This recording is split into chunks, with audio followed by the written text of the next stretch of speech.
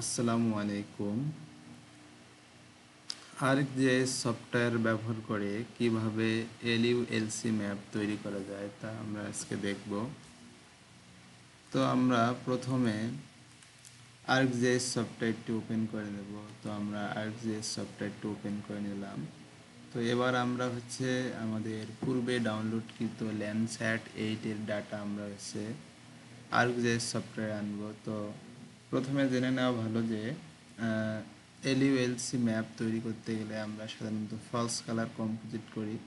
তো ল্যান্ডস্যাট 8-এর false colour composite করতে গেলে তো 5543 ব্যান্ড কম্বাইনেশন করা হয়। তো আমরা এবার ডাটা অ্যাড ডাটা অপশন থেকে আমরা অ্যাড করে নেব। তো আমাদের যদি আমরা দেখি আমাদের কোন ফোল্ডারে ডাটাটা আছে, তো আমাদের ডি ড্রাইভে ল্যান্ডস্যাট নামক একটি ফোল্ডার, এখানে আমাদের ডাটা আছে। এই ল্যান্ডস্যাটের আন্ডারে আমাদের LULC ক্লাসিফিকেশন নামে একটি ফোল্ডার আছে। তো আমরা এখানে গেলাম, এরপর এখানে দেখা যাচ্ছে যে 3/4/2025 আমাদের এই ফোল্ডারে ডাটাটি আছে। তো আমরা এখান থেকে অনেকগুলো আমরা ব্যান্ড দেখতে পাচ্ছি। তো আমাদের প্রয়োজনীয় ব্যান্ড হচ্ছে 3টি, 5, 4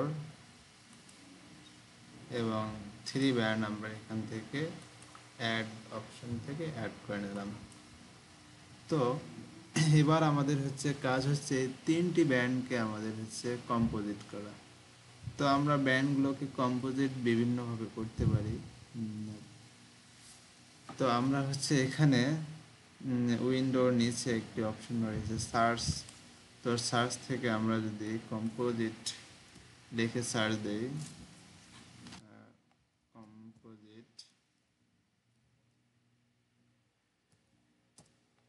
তো এর আন্ডারে আমাদের কিছু টুল আসবে। তো এখানে দেখা যাচ্ছে কম্পোজিট ব্যান্ড, অর্থাৎ ডাটা ম্যানেজমেন্ট।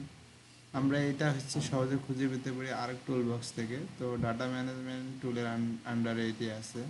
তো আমরা সার্চ করে সহজে আনতে পারি। তো আমরা এখানে যদি ডাবল ক্লিক করি, তো আমাদের এখানে রাস্টার ইনপুট দিতে বলবে।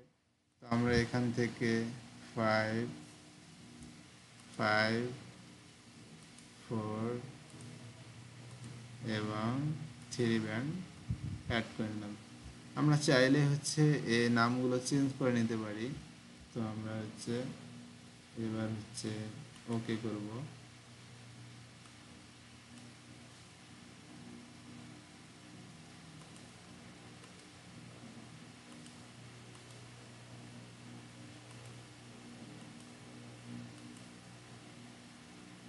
আমরা ওকে করার পর এখানে আমাদের প্রসেসিং দেখাচ্ছে যে প্রসেসিং। তো আমরা কিছুক্ষণের মধ্যে আমাদের কম্পোজিট ব্যান্ড তৈরি হয়ে যাবে। তো আমরা একটু অপেক্ষা করি।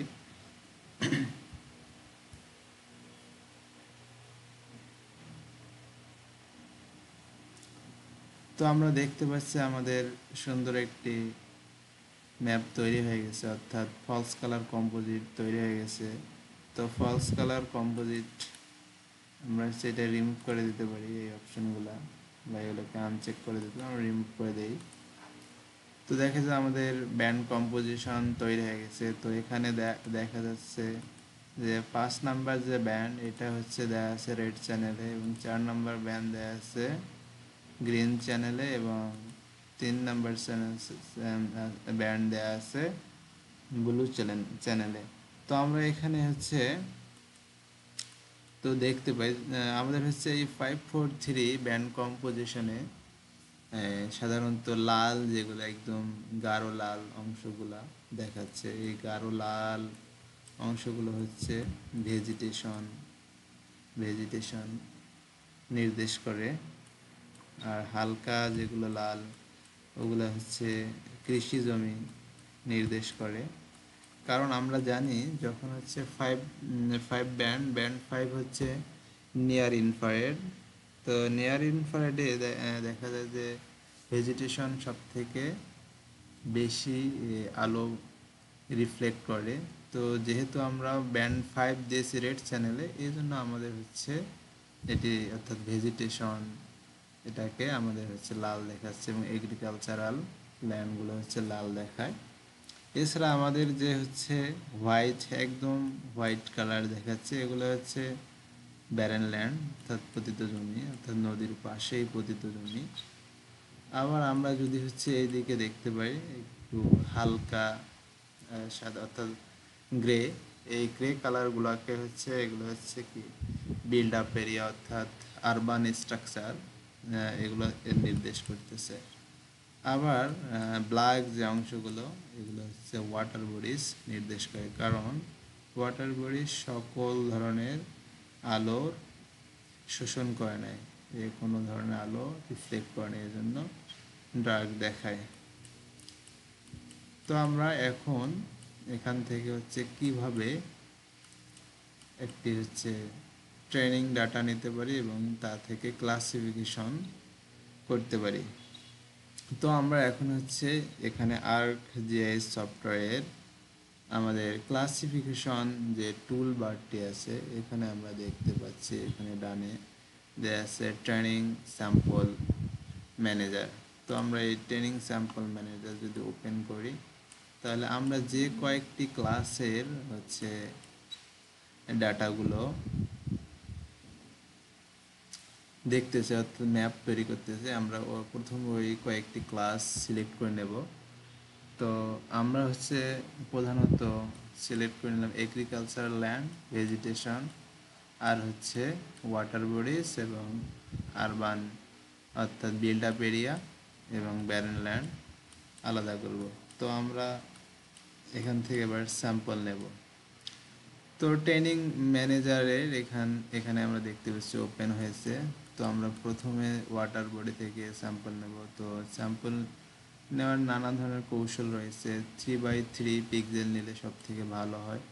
আমরা যত ছোট স্যাম্পল নেব তত আমাদের ম্যাপের অ্যাকুরেসি তত ভালো আসবে। তো আমরা হচ্ছে এখান থেকে ট্রেনিং থেকে ওপেন হওয়ার পর আমরা এখানে ক্লাসিফিকেশন আন্ডার এখানে ড্র পলিগন নামে অপশন আছে। আমরা বিভিন্নভাবে ড্র করতে পারি, পলিগন, রেক্ট্যাঙ্গল, সার্কেল। তো আমরা পলিগন আকারেই নেব। তো আমরা ওয়াটার বডি থেকে একটি স্যাম্পল নিলাম, এখান থেকে নিলাম।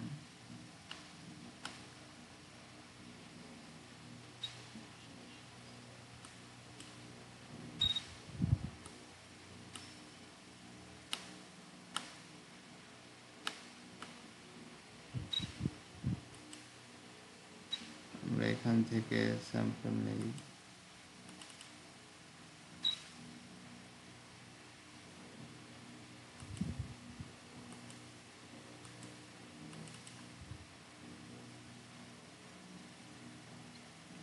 বিভিন্ন সব থেকে ভালো হয় ওয়েল ডিস্ট্রিবিউটেড, অর্থাৎ সকল জায়গা থেকে স্যাম্পল নিলে সব থেকে ভালো হয়। সেক্ষেত্রে আমাদের ম্যাপটা সুন্দর হয়, অর্থাৎ ক্লাসগুলো হচ্ছে ভালোভাবে আইডেন্টিফাই তখন করা যায়। আমরা এখান থেকে এই ওয়াটার বডি থেকে নেব।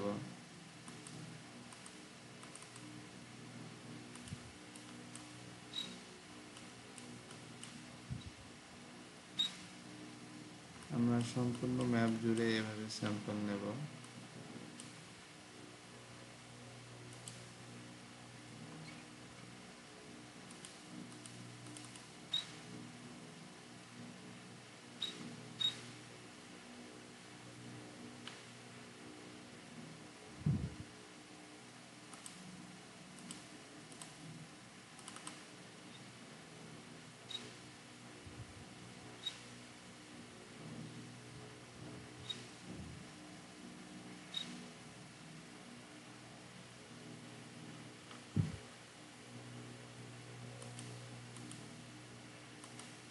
স্যাম্পলগুলো এমনভাবে আমাদের নিতে হবে যাতে অন্য কোনো ক্লাসে না যায়। আমরা এখন হচ্ছে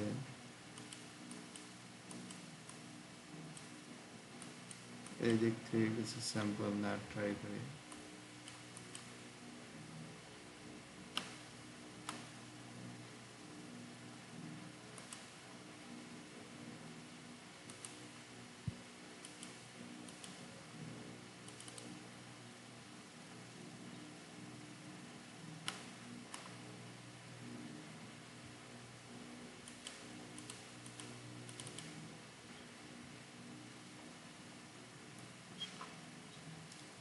এভাবে আমরা কমপক্ষে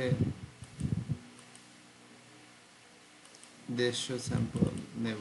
যত স্যাম্পল বেশি নেব তত আমাদের ম্যাপের অ্যাকুরেসি তত ভালো হবে।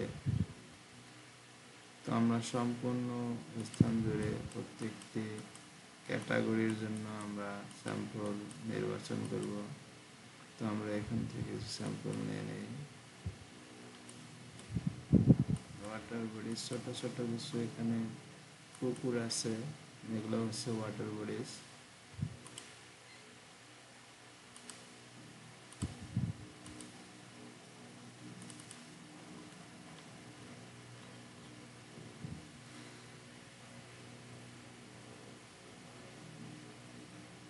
আমরা এখান থেকে নিয়ে নেই।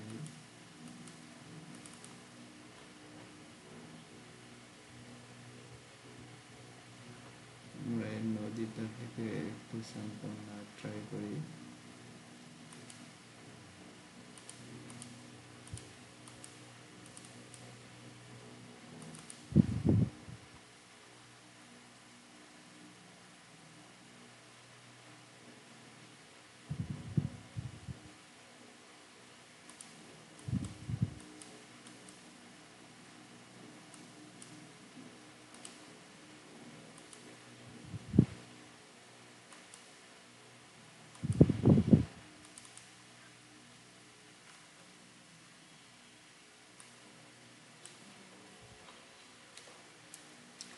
সেভাবে আমরা ম্যাপের সম্পূর্ণ স্থান জুড়ে স্যাম্পল নেব। তো আমরা এখান থেকে একটা স্যাম্পল নিয়ে নেই।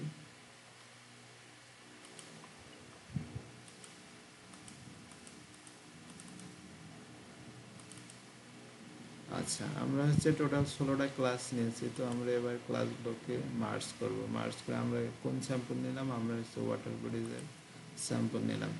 তো এখান থেকে দেখতে পাচ্ছি যে মার্জ ট্রেনিং স্যাম্পল নামে একটি অপশন আছে, আমরা এখানে মার্জ করে ফেললাম।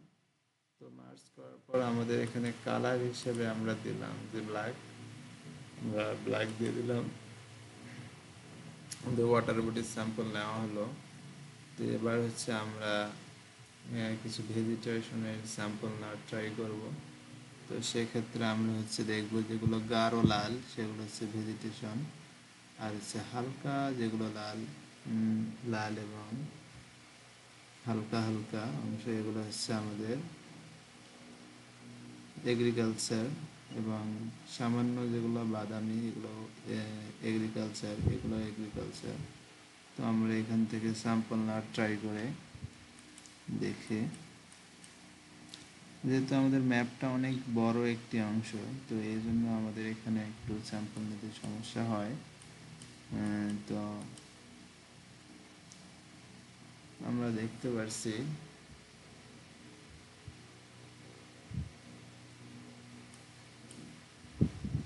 আমরা এখন অন্য একটি চ্যানেলে দেখতে পারি আসলে ভেজিটেশন কোনগুলো।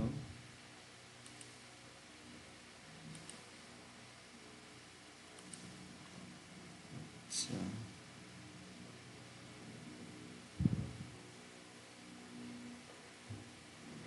আমরা দেখতে পাচ্ছি যে এখানে চারপাশে ছোট ছোট প্যাটার্নগুলো দেখে বোঝা যাচ্ছে এগুলো ভেজিটেশন। তো আমরা যদি এটা রেড চ্যানেলে দেখি সেক্ষেত্রে আমরা এখন বুঝতে পারছি এগুলো ভেজিটেশন। তো আমরা এখান থেকে কিছু স্যাম্পল নেব। তো আমাদের আসলে ফিচার আইডেন্টিফিকেশনটা আমাদের বিভিন্নভাবে আমরা করতে পারি, এটা আমাদের অভিজ্ঞতার উপর নির্ভরশীল। তো আমরা এখান থেকে মনে করলাম এটা ভেজিটেশন গাঢ় লাল, এখান থেকে নিলাম, এখান থেকে নিলাম,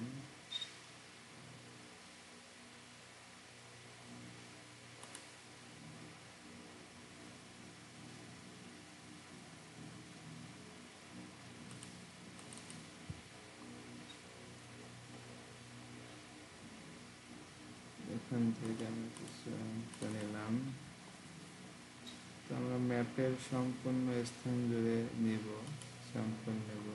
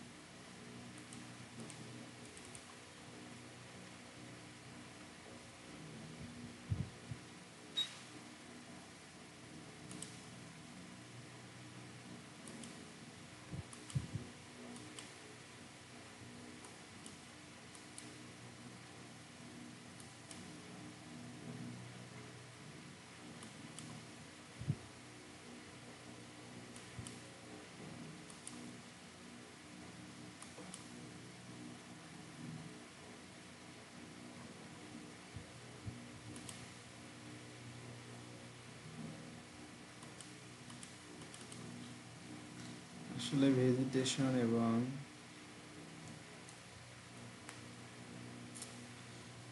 এগ্রিকালচারাল ল্যান্ড পৃথক করা অত্যন্ত কঠিন একটি ব্যাপার, কারণ প্যাটার্ন বুঝতে গেলে খুব সূক্ষ্মভাবে কাজ করতে হয় এবং স্যাম্পলগুলো নিতে হয় খুব সুন্দরভাবে।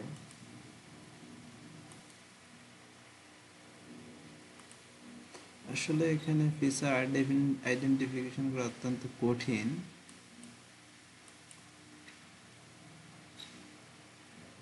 তো তবু আমরা ভেজিটেশন ট্রাই করি, তো প্যাটার্ন দেখে দেখে বোঝা সম্ভব, এবং এছাড়াও আমাদের গুগল আর্থ এর সাহায্য নেওয়া যেতে পারে। আমরা যখন স্যাম্পল লিঙ্ক করব, যাতে আমাদের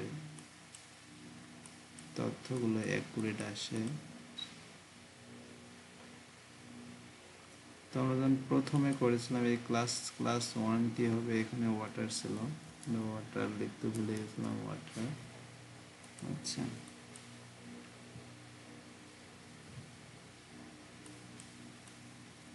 তো আমরা হচ্ছে গাঢ় কালারগুলো সম্পূর্ণ ম্যাপ জুড়ে দেখতে পাচ্ছি।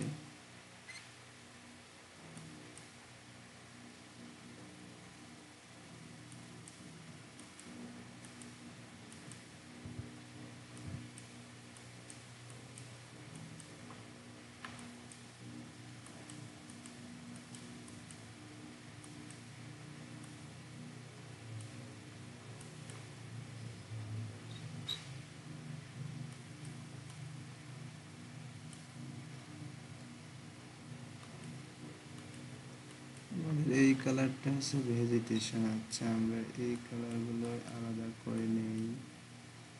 এটা হচ্ছে ভেজিটেশন, এই অংশগুলো ভেজিটেশন, এগুলো হচ্ছে এগ্রিকালচারাল ল্যান্ড। তো আমরা কিছু ভেজিটেশন নেই এখান থেকে।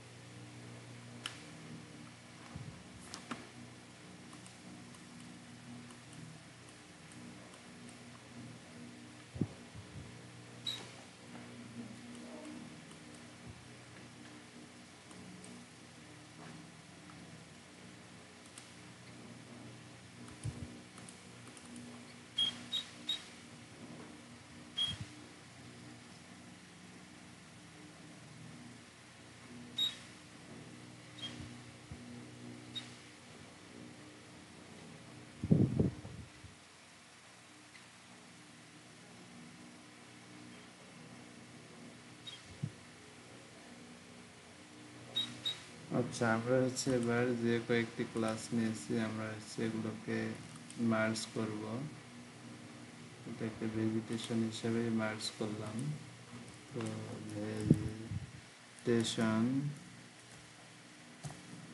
এরপর আমরা এগ্রিকালচারাল এরিয়া নেব। তো এগ্রিকালচার হচ্ছে হালকা লাল যে অংশগুলো। তো আমরা আবার এখান থেকে স্যাম্পল নেওয়া শুরু করি। তো আমাদের এগুলো হচ্ছে এগ্রিকালচার এরিয়া, এগ্রিকালচার এরিয়ার নাম।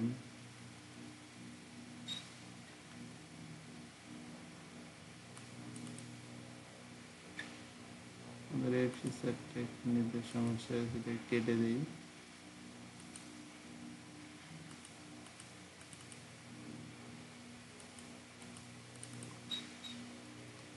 তো আমরা এভাবে ম্যাপের সম্পূর্ণ এলাকা জুড়ে নেব।